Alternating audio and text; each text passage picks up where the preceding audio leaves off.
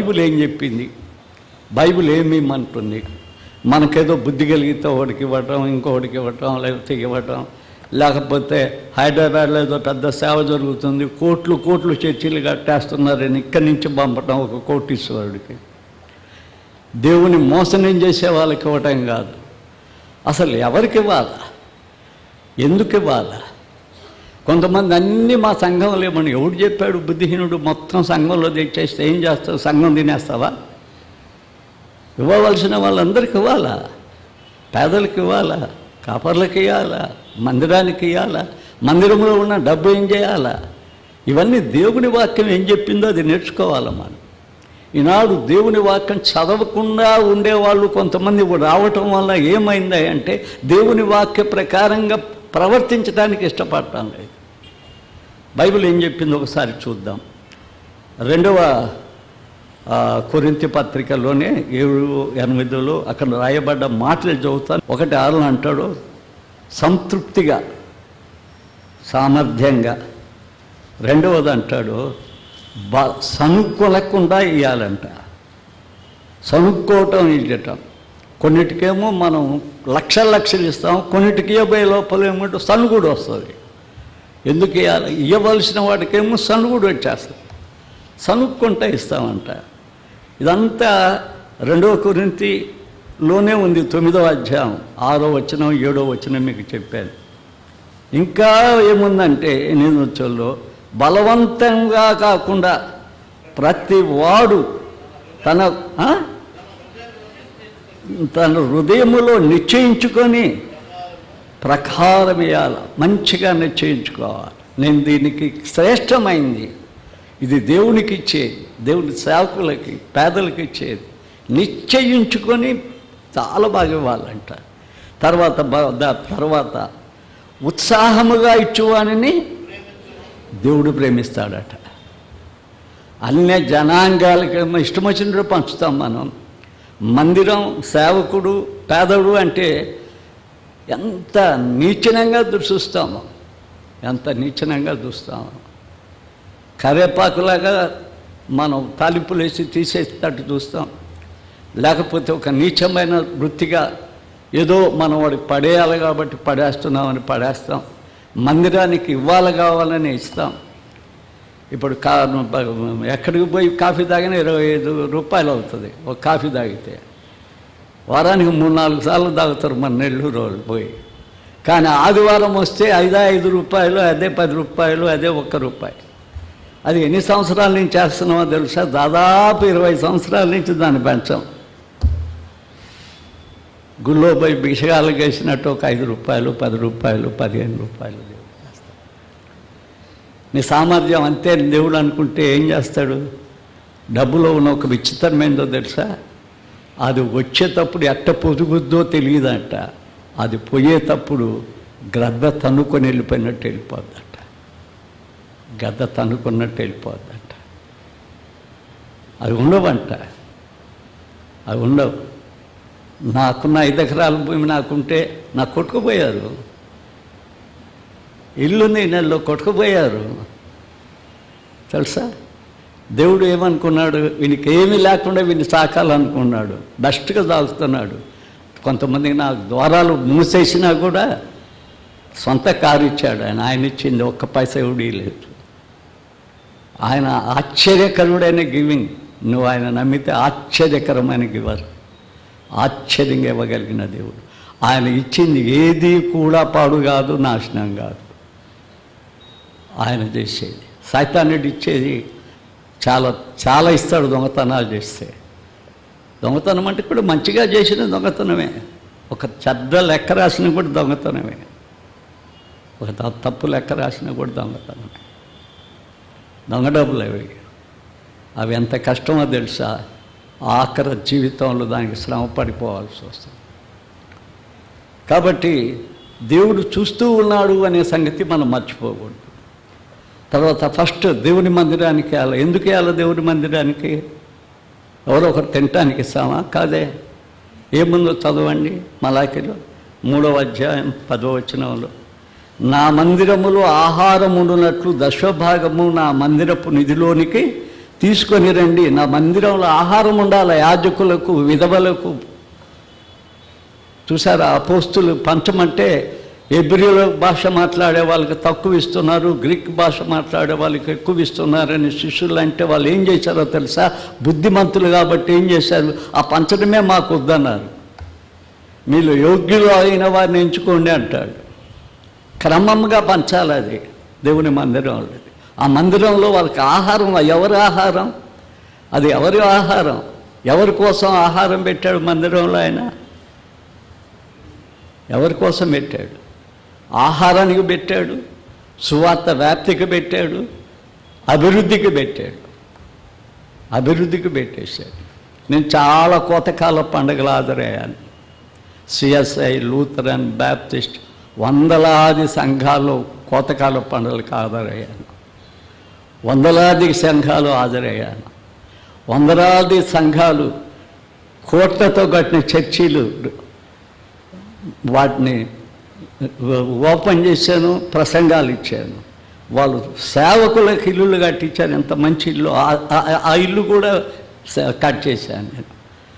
వాళ్ళు నాకు ఇచ్చిన ఫొటోస్ ఉన్నాయి. వాళ్ళ ఇల్లులు కట్ చేసినప్పుడు నాకు ఇచ్చిన ఫొటోస్ పెద్ద పెద్ద, ఏది మన యేసు ప్రభురాత్రి భోజనాన్ని ఒక జింక, ఏదన్నా పాస్టర్ గారు క్వార్టర్స్ మీకు చేస్తే ఇస్తే నా ఇంట్లో ఉన్నాయి అన్ని వాళ్ళు ఇచ్చినాయి. ఇల్లు కట్టించారు, కార్లు ఇచ్చారు, సంఘాలు కట్టించారు, గుడి కట్టించారు. వాటి మీద ఒక్క పేరు కూడా ఉండదు. చాలామంది పేరు కోసం ఇవ్వటం కాదు, దేవుని కోసం ఇవ్వటం. దశమ భాగం దేవుని మందిరంలో. ఇంకా చూద్దామా? మీకు మా అబ్రహాం ఇచ్చాడు. అది అబ్రహాం ఇచ్చేసాడు. అబ్రహాం ఆశీర్వదించబడటానికి కారణం అదే. ఏం చేశాడు అబ్రహాం? 7వ అధ్యాయం, ఒక్కసారి హెబ్రీ 7వ అధ్యాయం. రాజులను సంహారం చేసి తీశారా? హెబ్రీ పత్రిక 7వ అధ్యాయం 1వ వచనం చదువుతున్నాను. రాజులు సంహరింపచేసి తిరిగి వచ్చుచున్న అబ్రహాం ఎవను కలుసుకున్న అతడు ఆశీర్వదించును. ఎవనికి అబ్రహాం అన్నిటిలో 10వ వంతు ఇచ్చును. ఆ సాలేము రాజు మహోన్నతుడు దేవుని యాజకుడైన మెల్కీసేద్, నిరంతరం మెల్కీసేదుకి ఆయన ఆశీర్వాదాలు నా గృహానికి ఉంటుందన్న దృష్టితో ఇచ్చాడు. దశమ భాగం ఆయనకి ఇచ్చటం మనం చూడగలుగుతాం. ఇది పాత నిబంధనదే అనుకుంటున్నారు, కాదు, కొత్త నిబంధన కూడా. మత్తయి సువార్త 23వ అధ్యాయం 23వ వచనం మీరు చదవండి. అక్కడ ఆ పుదీనాలు, జీలకర్రలు మీరు అంతా భాగం ఇస్తారు, అదంతా బాగుంది మీ విషయంలో. కానీ మీరు మానింది ఒకటి ఉన్నది తెలుసా? దశమ భాగం ఇవ్వటం. వాటిని మానక వీటిని చేయండి. వాటిని మానొద్దు. అసలు దశమ భాగం అనేది మానొద్దు అంటాడు కొత్త నిబంధనలు. వాటిని మానక వీటిని చేయండి. కొత్త నిబంధనలు వచ్చిన గొప్ప భావం ఏంటంటే దశమ భాగం కాదు, వర్ధిల్లే కొలది దేవునికి ఇవ్వాలి. గుడికే కాదు, చాలామంది గుళ్ళకు, ఆయా గుళ్ళకు డబ్బులు ఇస్తే వాళ్ళకి ఇస్తే వాళ్ళందరికీ డబ్బులు ఇస్తున్నారు, మా గుడికి డబ్బులు అంటే ఎట్టండి? మీ గుడికైనా డబ్బులు ఇవ్వాల్సింది. పేదోళ్ళు లేరు, పేదోళ్ళకి కూడా ఇవ్వాలి కదా, కాపర్లకు కూడా ఇవ్వాలి కదా. కొంతమంది కాపర్ల మీద చెప్తున్నారు, మేమే ఇచ్చేస్తున్నాం. ఎంత ఇస్తున్నారండి? ఒక బీఈడీ స్కేల్ ఇస్తున్నారా? ఒక ఎంఈడీ స్కేల్ ఇస్తున్నారా? అంతా మేము ఇస్తున్నామని చెప్తే ఎంత ఇవ్వగలుగుతున్నారు?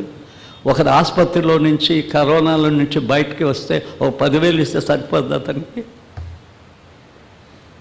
ఒక సెక్స్టన్కి ₹1,00,000 ఇచ్చారు నెల్లూరులో. ఒక సెక్స్టన్కి కదా. మనం ఎంత ఇస్తే సరిపోద్ది? అవతల వాళ్ళు చూస్తుంటే ఎంత బాధ అయిపోతుంది, ఎంత ఇదైపోతుంది.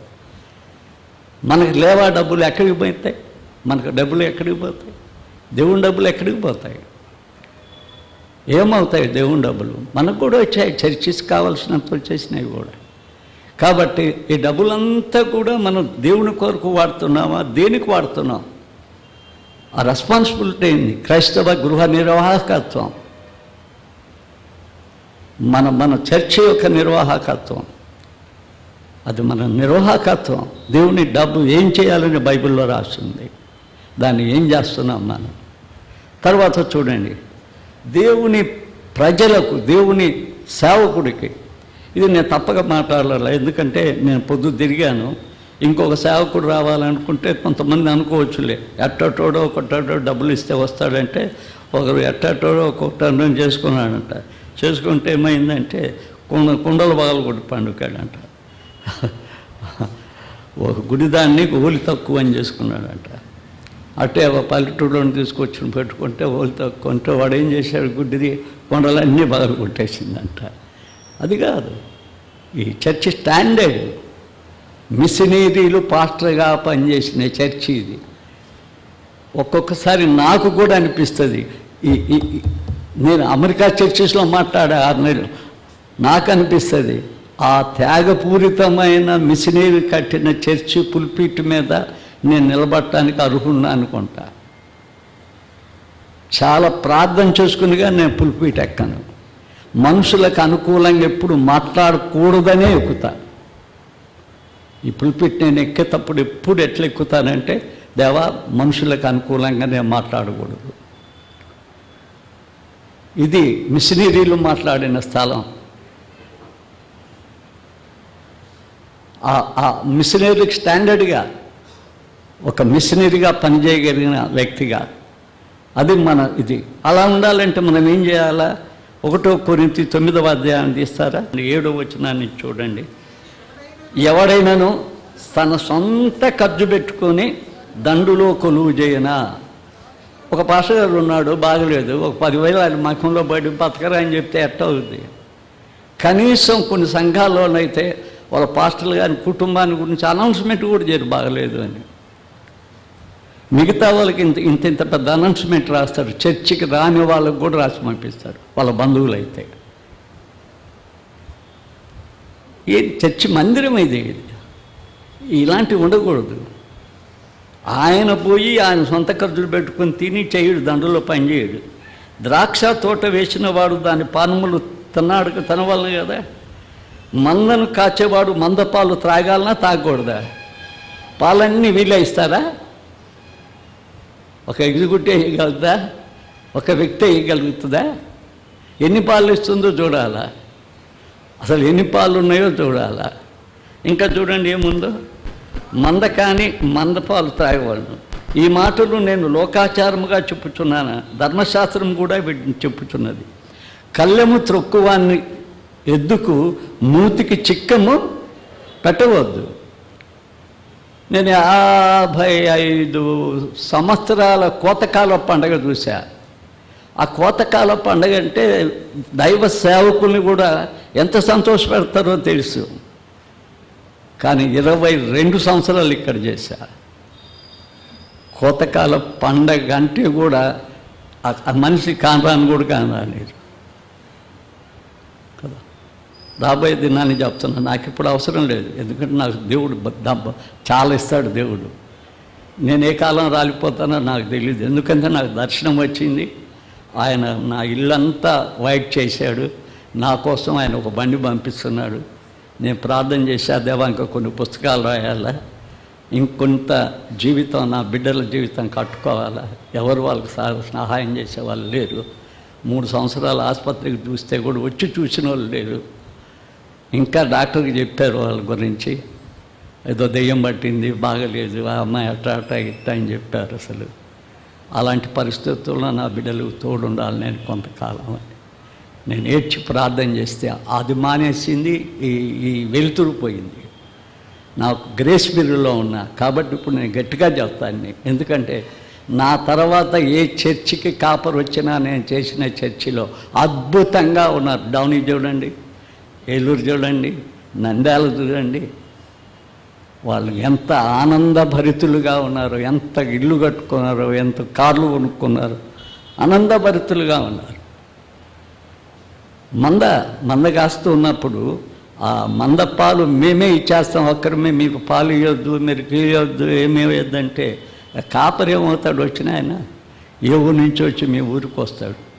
మీ దగ్గర పనిచేసిపోయిన పాస్టర్లు కూడా ఇప్పుడు బాగా ఉన్నారు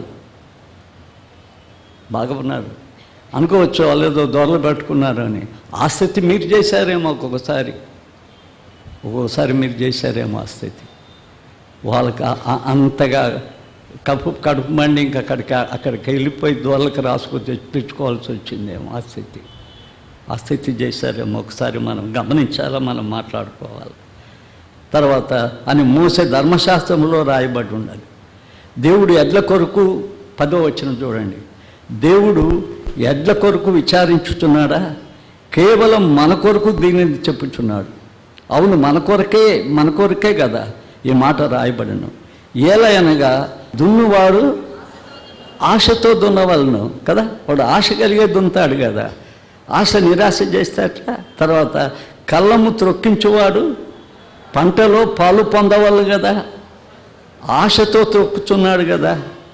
మీ కొరకు ఆత్మ సంబంధమైనవి మేము విత్తుచుండగా మీ వలన శరీర సంబంధమైన ఫలములు కోసుకునుట గొప్ప కార్యమా? మళ్ళా చదువుతా చూడండి. మీ కొరకు ఆత్మ సంబంధమైనవి మేము విత్తుచుండగా మీ వలన శరీర సంబంధమైన ఫలములు కోసుకునుట గొప్ప కార్యమా? అది గొప్ప కార్యం కాదు. కాబట్టి మనం ఏం చేయాలి అంటే, మన సేవకులు, మన దగ్గర ఇంకా పల్లెల్లో సేవకులు ఉన్నారు, వాళ్ళని కూడా మనం ఎంత ఇస్తున్నాం, ఏం చేస్తున్నాం, వాళ్ళని ఎలా పోషిస్తున్నాం, అవతల చర్చిస్ ఎలా ఎంత వస్తున్నాయి, ఇవన్నీ మనం చూడాలి. అవతలి కూడా మనం గమనించాలి. మా ఇష్టం అదేంటట కాదు, ఇది దేవుని సంఘం. మిగతా సంఘాలను కూడా మనం అనుసరించి చూడవలసిన బాధ్యత మనకు ఉంది అనే సత్యం మనం గమనించాలి. అంత మాత్రమే కాదు, మందిరం అయిపోయింది, దైవ సేవకులు అయిపోయింది. పేదలు ఉన్నారు మీ మధ్య, దేవుడు పెట్టాడు పేదల్ని. ఆ పేదల్ని అవమానపరిచే రీతిగా చూడకూడదు. చాలామందిని కాపర్లని తిట్టాను నేను. ఒక పెద్ద కాపర్లు అయితే విలేజ్ పాస్టర్లు వస్తే కూర్చొనియరు. నేను ఒక పాస్టర్ని బాగా తిట్టాను. ఆయన నీ పాస్టరా, నువ్వు చదివి ఉంటావు, పక్కన కూర్చోమని చెప్పాను. నా పక్కన కూర్చోబెట్టుకొని ఆయన ముందే. తప్పది. కాపర్లను కొంతమంది చాలా తక్కువగా చూస్తున్నారు విలేజ్ పాస్టర్లని. దేవుడు మిమ్మల్ని క్షమించడు. వాళ్ళకు చదువున్నా చదువు లేకపోయినా బైబిల్ పట్టుకొని పరిచర్య చేస్తున్నారు. రెస్పెక్ట్ దెమ్, వాళ్ళని గౌరవించండి. ఎవడో సొంత గుడిని పెట్టుకునే వాడిని గౌరవిస్తాడు, కానీ ఒక సంఘములో ఉండి ఒక పల్లెటూరులో పనిచేసి ఒక చిన్న సంఘానికి కొంచెం డబ్బులు ఇస్తే కష్టపడి పనిచేసేవాడు వాడు దైవ సేవకుడు. ఆ డబ్బులు ఎత్తుకుని పోయి తినే దొంగ సేవకుడు కాదు. దొంగ సేవకుని గౌరవించి అసలుని పల్లెటూరులను గౌరవించకపోతున్నట్ట, అదెంత తప్పు. పేద సేవకులు, దీనులు, వారిని గౌరవించాలి, వాళ్ళని ప్రేమించాలి, వారికి ఇవ్వాలి. అలాంటి పేదలు వాళ్ళలో కూడా ఉన్నారు సేవకులు.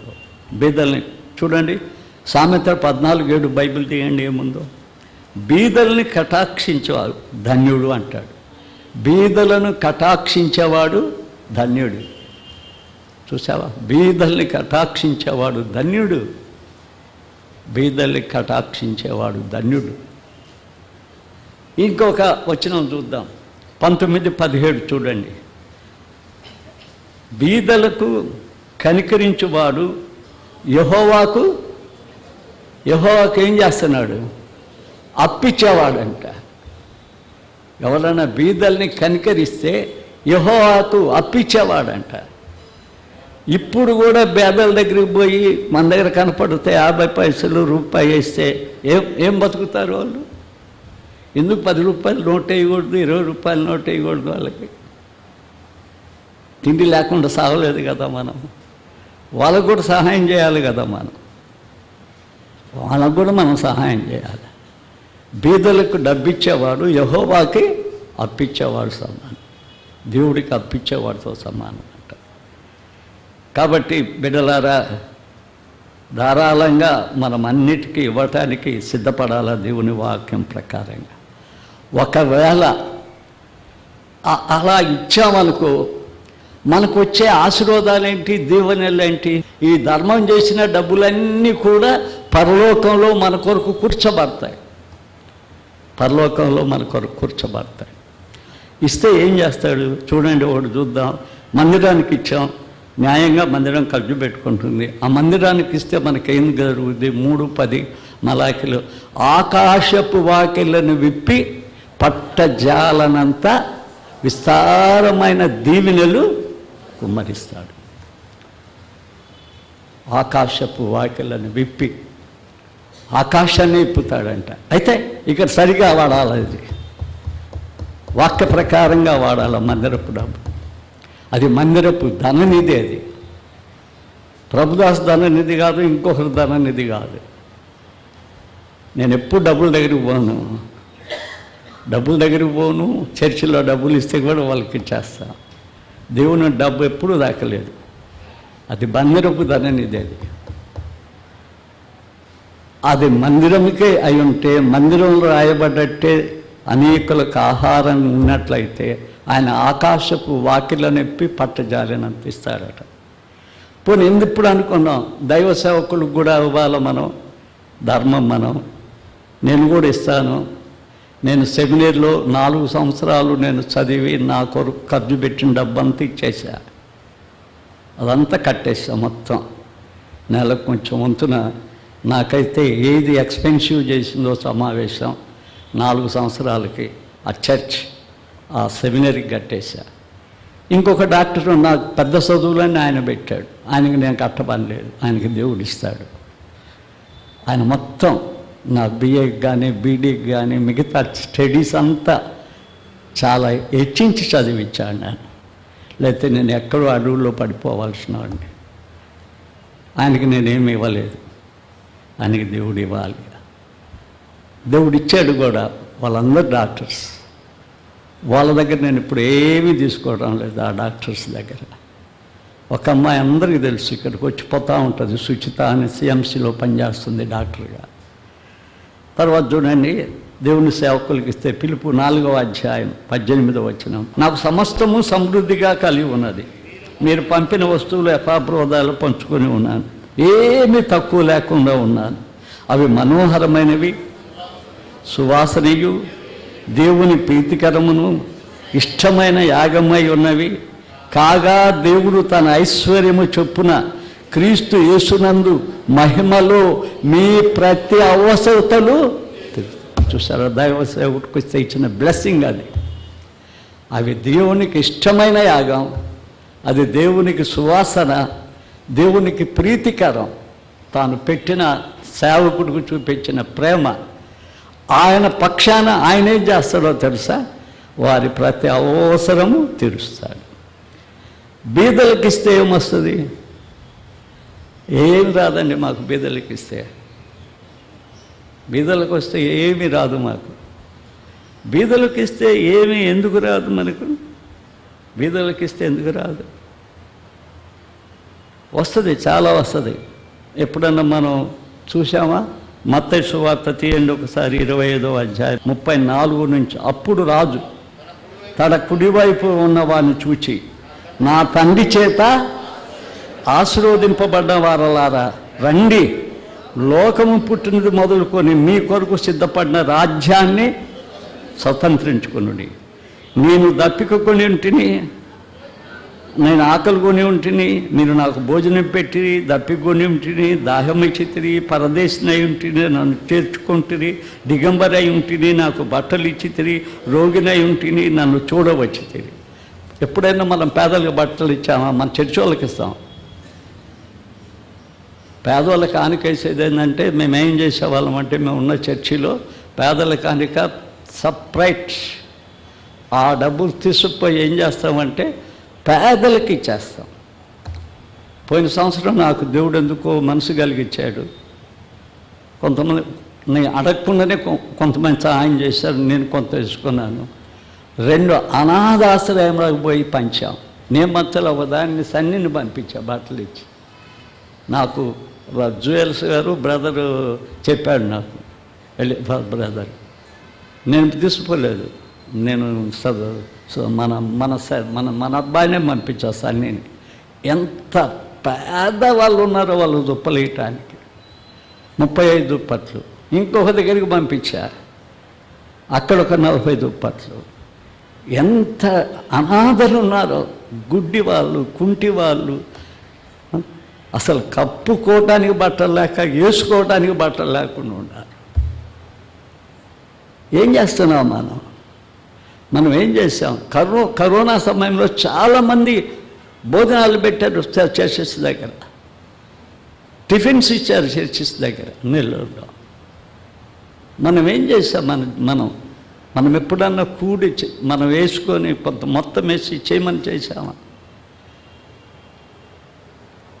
స్పిరిచువల్ వర్క్ రూపాయిలో ఒకవైపు అయితే, సోషల్ వర్క్ రూపాయిలో రెండో వైపు.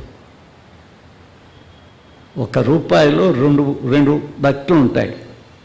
మొదటి తట్టు బొమ్మ ఉంటుంది, రెండో తట్టు అచ్చు ఊరిక ఉంటుంది. మనం చర్చి ఆత్మీయ జీవితానికి ఏంది పని అంటే, నిజమైన క్రైస్తవుడు అంటే ఈ వైపు ఏం చేయాలా? ఆధ్యాత్మత కలిగి ఉండాలి. ఈ వైపు ఏం చేయాలా? సోషల్ వర్క్ చేయాలి, పేదల్ని దీనుల్ని కరుణించాలి.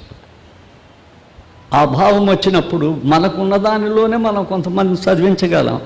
ఎక్కువైతే ఊడు చదివించలేదు, నాకేం ఎక్కువ లేదు, నాకున్న దానిలోనే ప్రేమించేవరైనా నాకు ఇచ్చిన దానిలోనే గుళ్ళు కట్టుకోగలిగింది. మనం గివింగ్ అనేది మనం నేర్చుకోవాల్సిన వారమై ఉన్నాం. తండ్రి చేత ఆశీర్వదించబడవలసిన వారులాగా. ఆఖరి ఇంకో వచనం చూసి మనం ముగిద్దాం. తిమోతికి రాసిన పత్రిక 6:6లో ఏముందో చూడండి. 6:6 సంతుష్టి సహితమైన దైవభక్తి గొప్ప లాభసాధకమై ఉన్నది.